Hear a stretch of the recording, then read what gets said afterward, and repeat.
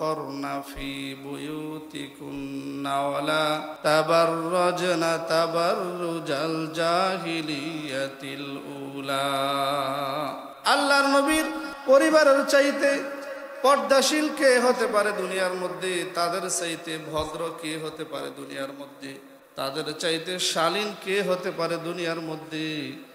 তারপরে আল্লাহ পাক তাদেরকে আদেশ করেছেন, হে নবী পরিবারের মহিলারা, তোমরা নিজেদেরকে ঘরের মধ্যে অবস্থান করো, নিজেদেরকে ঘরের মধ্যে রাখো। ওয়ালা তাবাররুজনা তাবাররুজাল জাহিলিয়াতিল উলা, জাহিলিয়াতে মূর্খের সময়ে নারীরা যেভাবে নিজেদের সৌন্দর্য প্রদর্শন করত বাইরে বের হয়ে, সেইভাবে নিজেদের সৌন্দর্য প্রদর্শন করে তোমরা ঘর থেকে বের হইও না। সুবহানাল্লাহ। যদিও আয়াতটা নবী পরিবারের উপরে নাজিল হয়েছে, কিন্তু এটা সবার ক্ষেত্রে প্রযোজ্য, এই হুকুমটা সবার জন্য। আল্লাহ পাক এখানে আমরের সিগা প্রয়োগ করে আদেশ করেছেন। অন্য আয়াতে আল্লাহ তাআলা বলেন, কুল্লিল মুমিনিনা ইয়াগুদ্দু মিন আবসারিহিম ওয়া ইয়াহফাযু ফুরুজাহুম যালিকা আযকা লাহুম ইন্নাল্লাহা খাবীরুম বিমা ইয়াসনাউন। শুধু যে মহিলার জন্য পর্দা, বিষয়টা তা না। পর্দা যেমনই ভাবে একজন মহিলার উপরে ফরজ, ঠিক তেমনি ভাবে একজন পুরুষের উপরে পর্দা করা ফরজ। পর্দার হুকুমের প্রথমে আল্লাহ তাআলা যে অঙ্গের দ্বারা পর্দার বিধান লঙ্ঘন হয়, সেই অঙ্গের উপর আল্লাহ তাআলা হুকুম জারি করেছেন, কুল্লিল মুমিনিনা ইয়াগুদ্দু মিন আবসারিহিম।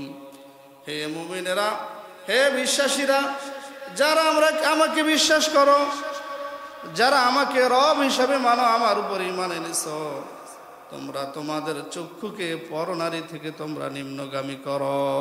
সুবহানাল্লাহ। তাহলে পরনারী দেখলে চক্ষুকে নিম্নগামী করা, এটা কার হুকুম? এটা কি আমাদের সমাজে আছে? একেবারেই উঠে গেছে, একদম উঠে গেছে। যদি পরনারী দেখে চক্ষুকে আমরা নিম্নগামী করতাম, তাহলে বাকি গুনার দিকে আর ধাবিত হইতো না। চক্ষুকে আমরা উন্মুক্ত করে দিয়েছি, যা ইচ্ছার তাই দেখি, যা দেখার তাও দেখি, যা দেখার না তাও দেখি।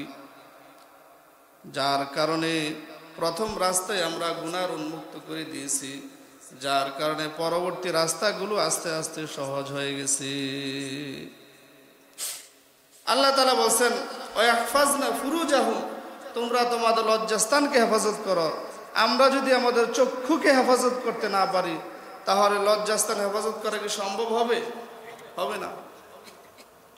অথচ আল্লাহর নবী বলছেন, যে ব্যক্তি দুইটা জিনিসের জিম্মাদারি আমাকে দিবে, দুইটা জিনিসের দায়িত্ব সে নিবে, আমি নবী তার জন্য জান্নাতের দায়িত্ব নিয়ে নিব।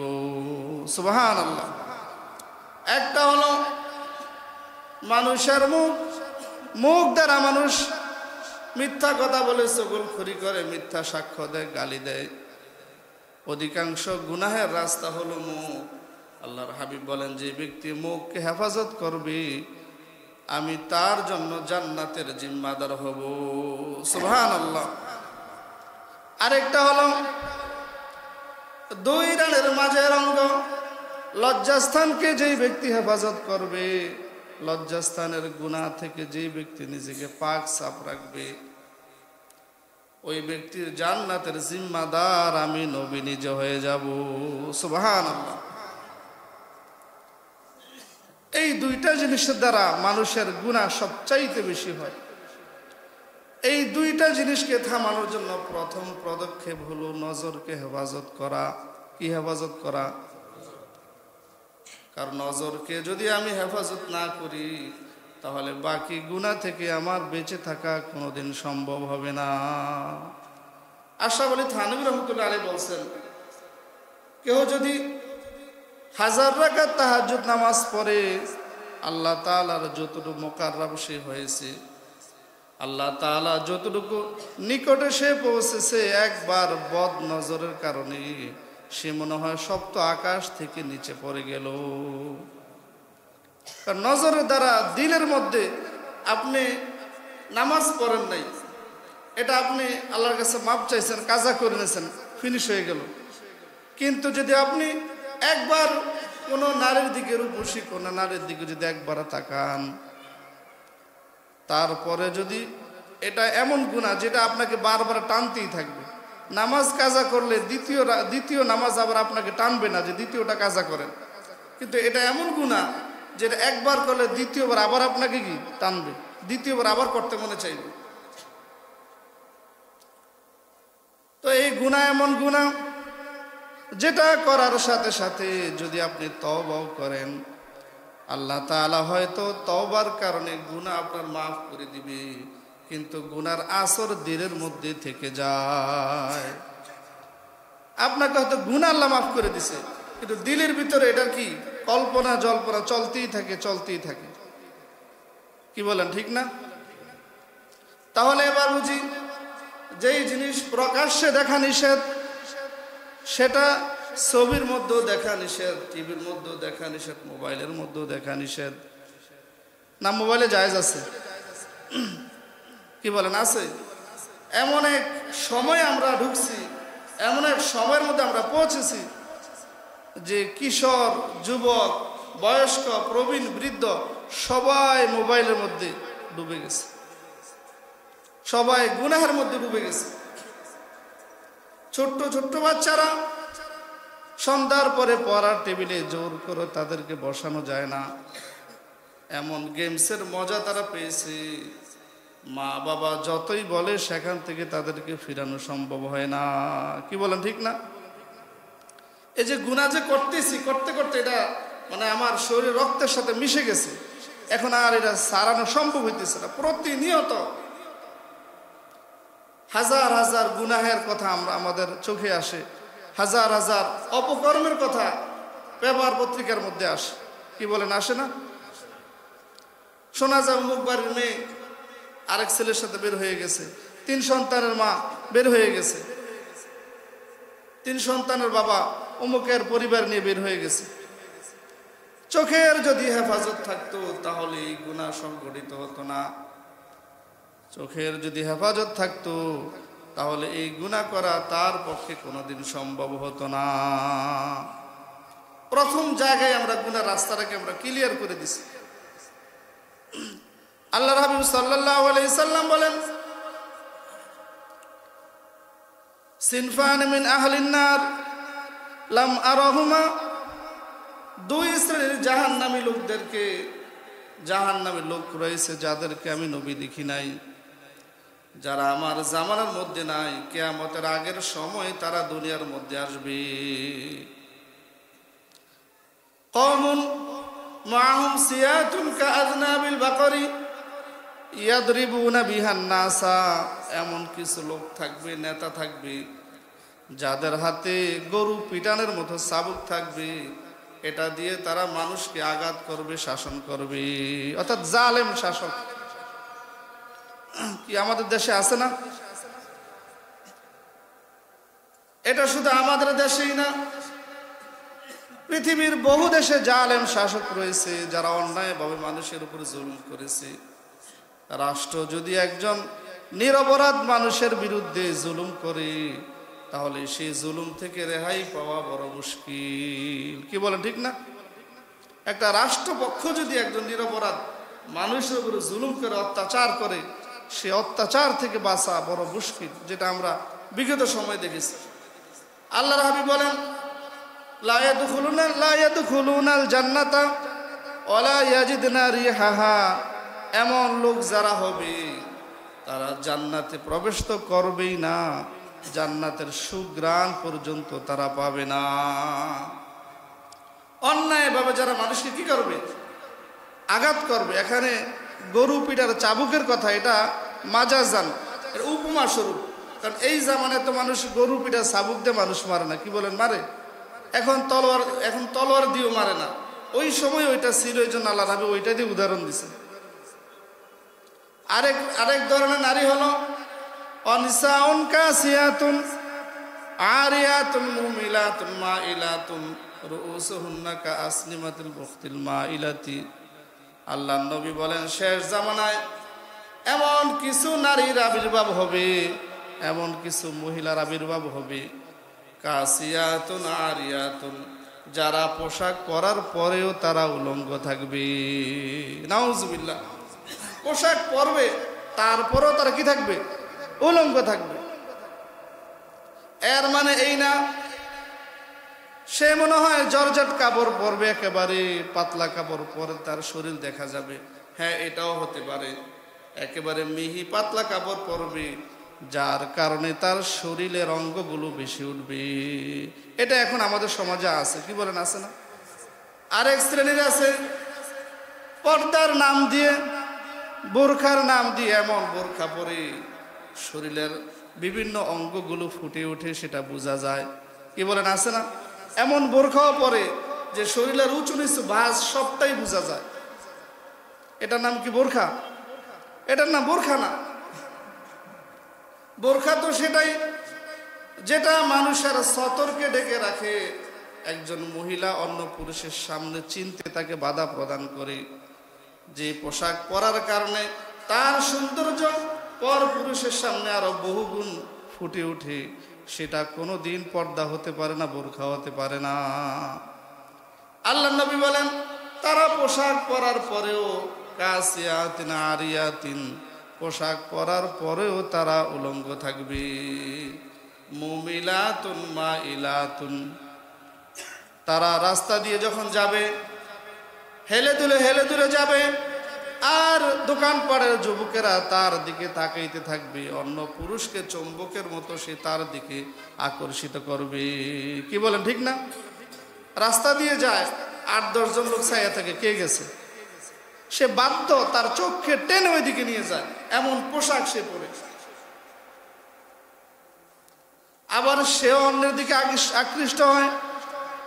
শুধু তাই না, রুউসুহুন্না কাআসনিমাতিল বুখতিল মাইলাতি, তার চুলের খোপাকে সে এমন ভাবে বাঁধবে যেমনি ওটের কু যেভাবে হেলে দুলে চলে, সেইভাবে ওই ব্যাপারটা মহিলার মাথার চুলগুলো খোপাগুলো এমন ভাবে বাঁধবে, বোরকার ঘোমটার নিচে খোপার দৃশ্যটা অনুভব হবে, কতটুক খোপা, কি পরিমাণ চুল।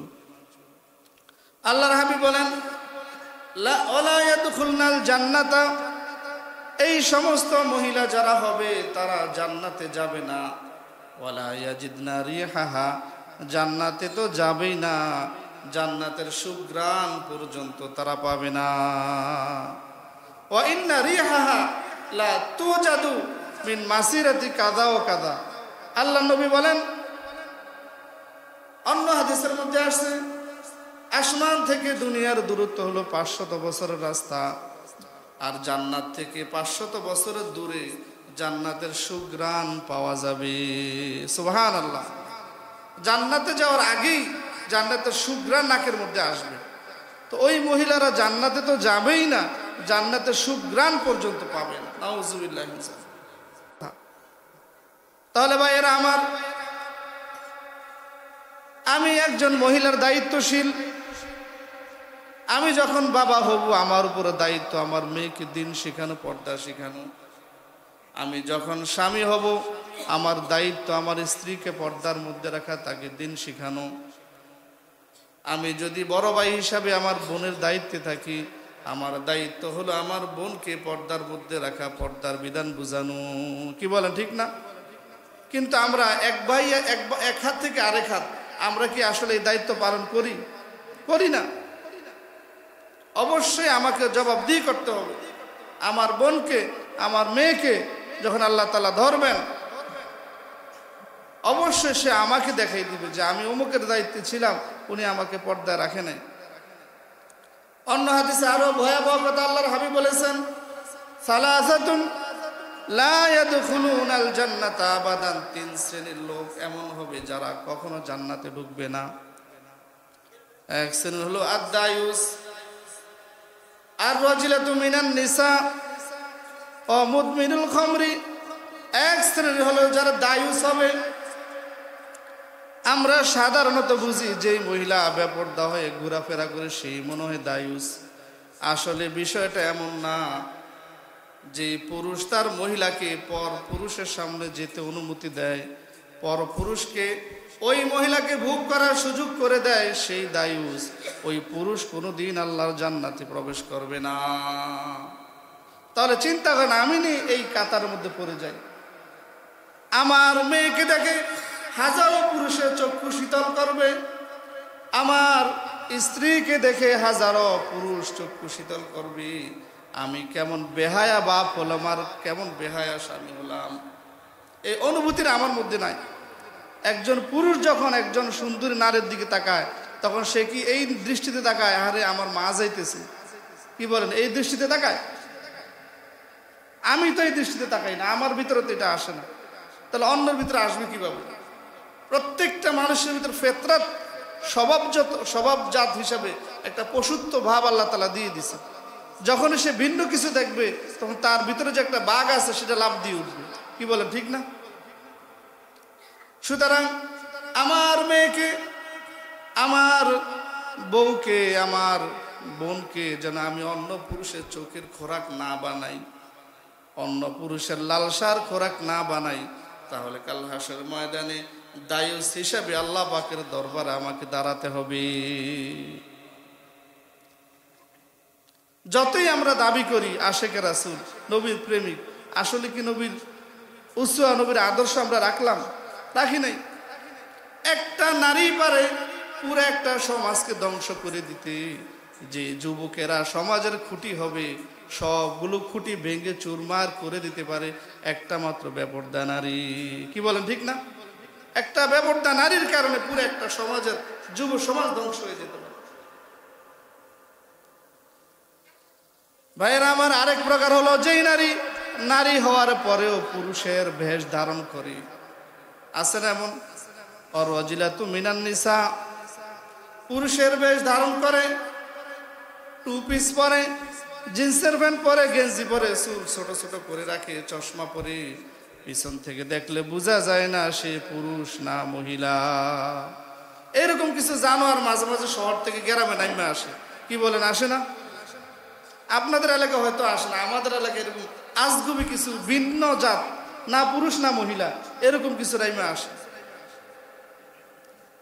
আল্লাহর হাবিব বলেন, লা ইয়াদখুলুনাল জান্নাতা আবাদা, তারা এই সমস্ত মহিলা যারা পুরুষের বেশ ধারণ করবে, আর যে পুরুষ মহিলার বেশ ধারণ করবে, তারা কোনোদিন আল্লাহর জান্নাতের সাক্ষাৎ পাবে না।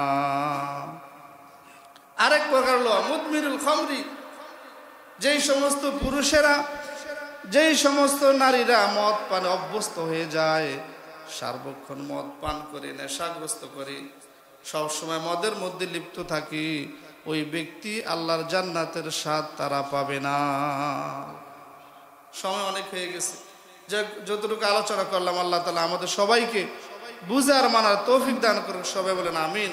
আমরা প্রত্যেকেই দায়িত্বশীল। নিজের জায়গা থেকে যদি আমরা শক্ত হই, নিজের মেয়েকে, নিজের বোনকে, নিজের স্ত্রীকে আমরা যদি বুঝাই, মেয়েকে যদি বলি যে মা তুমি আমাকে জাহান্নামে পাঠাইও না, নিজের স্ত্রীকে যদি বলি যে তোমার কারণে আমাকে তুমি জাহান্নামে পাঠাই না, প্রত্যেকে যদি আমরা দায়িত্বশীল হই, তাহলে আমাদের পরিবার, আমাদের সমাজগুলো সুন্দর হয়ে যাবে, কি বলেন, ঠিক না? কেউ কাউকে ডাক দেওয়া লাগবে না। আল্লাহর হাবিব বলেন, কুল্লুকুম রাঈন ওয়া কুল্লুকুম মাসউলুন আন রাইয়াতিহি, প্রত্যেকেই দায়িত্বশীল। কাল হাসর ময়দানে প্রত্যেককেই আল্লাহ পাক তার দায়িত্ব সম্পর্কে জিজ্ঞাসা করবে। সুতরাং আমি আল্লাহর সামনে কিভাবে দাঁড়াবো, আল্লাহর হাবিবের সামনে কোন চক্ষু নিয়ে দাঁড়াবো, সেটা যদি আমার মনে থাকে, আল্লাহ পাক আমাদেরকে আমল করা তৌফিক